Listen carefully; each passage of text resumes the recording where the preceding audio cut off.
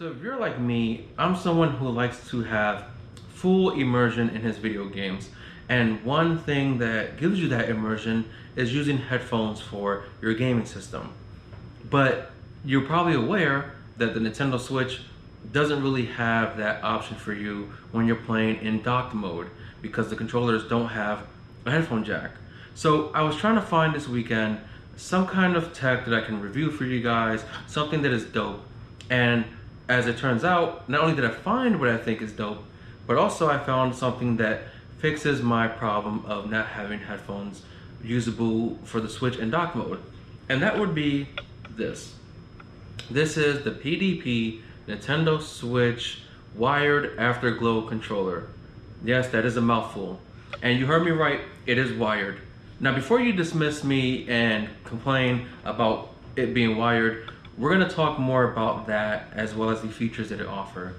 And one thing I wanna do with this controller within this review is to compare it to a competitor controller, which is the PowerA brand controllers. Those are typically wireless. They do have some wired ones as well. And we'll definitely talk about those in this review. Now, the first thing I want to explain to you within the comparison is the price difference.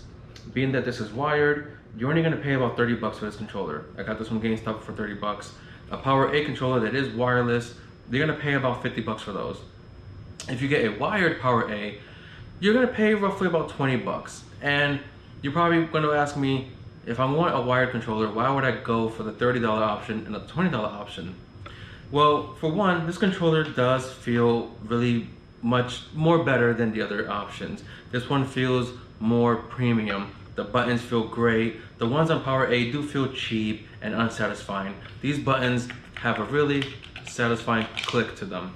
And I really appreciate that. Now, as mentioned in the title, it is the Afterglow, and that has to do with the light.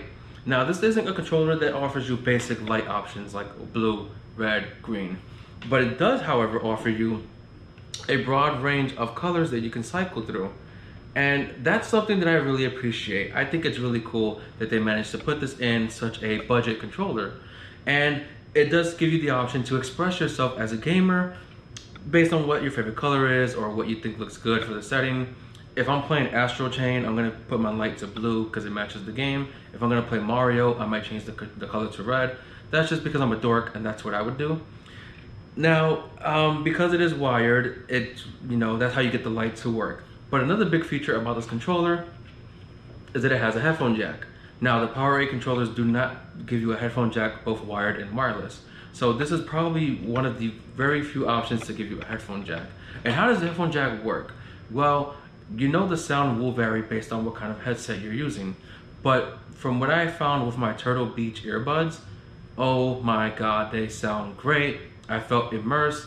I was completely locked into my game. I had no distractions. And even if I did, I wouldn't hear them because of the headphones that I was wearing. And there's also a shortcut here to increase and decrease the volume of the headphones.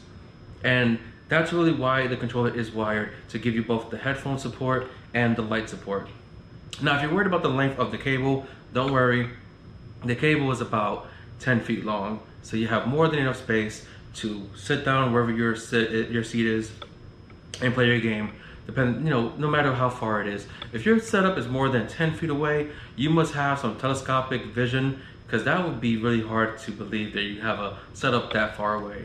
Now, in terms of how the controller plays, I hear a lot of people say that a wireless controller does have potential of input lag and that a wired connection is better. I have never personally experienced input lag from a wireless controller, but if that is something you're worried about and something you do experience, a wired controller will prevent that for you, and that is really good with this device. Now, the one thing I want to go on now is the back tube triggers are programmable, and you can set whatever button you want to these two triggers. It was a bit tricky to set it up. It is a bit easier on the PowerA controllers, but like I said, this one does feel more prestige. It feels more premium. The buttons actually have a satisfying feel and click to them. And that's what you're gonna get for this amazing price of only $30. And if you compare it to the PlayStation controller and the Xbox controller that are both wireless and come with a headphone jack, you're paying roughly $65 and above for those systems controllers. Whereas this one is only 30 bucks. So why not, right? Now, one problem I have with the controller, and it's only really a problem with me personally, is you can't have the controller cycle through the colors as you're playing. Whatever color you choose, you're stuck on it until you change it. That's just because I'm a dork and I'm indecisive, so I like to have things cycle through and change and be fancy. But if you don't really care about that, you just want a nice color to show on your controller, this is the way to go. I cannot recommend this any more than I already did. And if you're worried about how well it performs in gameplay, you're gonna see right now from a clip of me playing Street Fighter that the controls are actually really responsive. It actually feels really good. And you're getting a lot for this package of only $30. I don't really recommend Power 8 controllers as they do feel really cheap and poorly made, whereas this one by PDP does feel better and does feel like it should cost more than it does, and let's be thankful that it doesn't. But that's my video for today. Let me know what you think about this in the comments.